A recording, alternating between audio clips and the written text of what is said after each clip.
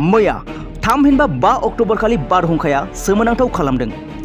भारत आरो भुटान सीमा ओनसोलाव खुनुरुखुमै जिउ दान मोनफिनदों सानै खामानि मावग्रा लाइमोनफोरा।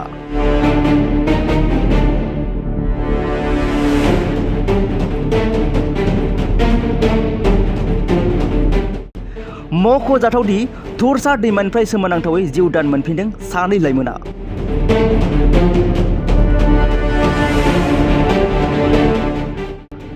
थुरसा दैमायाव मोनसे गिख्रंथाव जाथायनिफ्राय बारग'नायनि उनाव 24 बोसोर बैसोनि झेमगांनि थासि देनदुप आरो 27 बोसोर बैसोनि चुकानि फुरफा शेरें मुंनि सुबुंफोरखौ बोखांदों गिलुबालु दैबानानिफ्राय।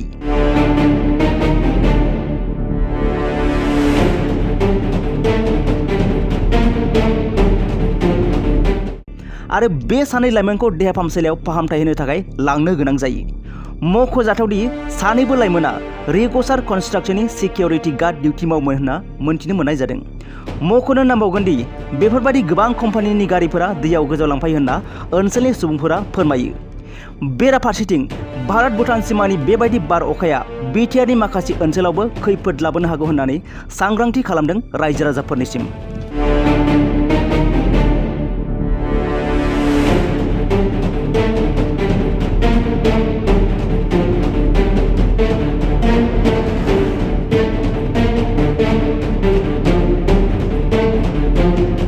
मैया थामहिनबा 5 अक्ट'बर खालि बारहुंखाया सोमोनांथाव खालामदों।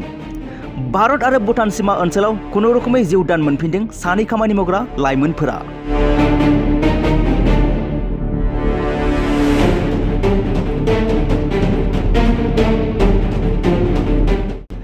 मख'जाथावदि थुरसा दैमानिफ्राय सोमोनांथावै जिउ दान मोनफिनदों सानै लाइमोना।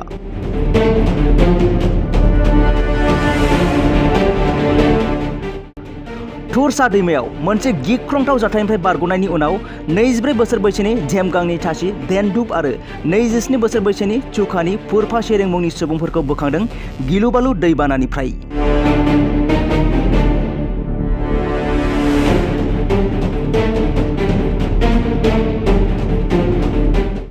आरो बे सानै लाइमोनखौ देहा फाहामसालियाव फाहामथाय होनो थाखाय लांनो गोनां जायो। मख'जाथावदि सानैबो लाइमोना रिगसार कन्स्ट्राक्शननि सिकिउरिटि गार्ड डिउटि मावोमोन होनना मोनथिनो मोननाय जादों। मख'नो नांबावगोन दि बेफोरबायदि गोबां कम्पानिनि गारिफोरा दैयाव गोजावलांफायो होनना ओनसोलनि सुबुंफोरा फोरमायो।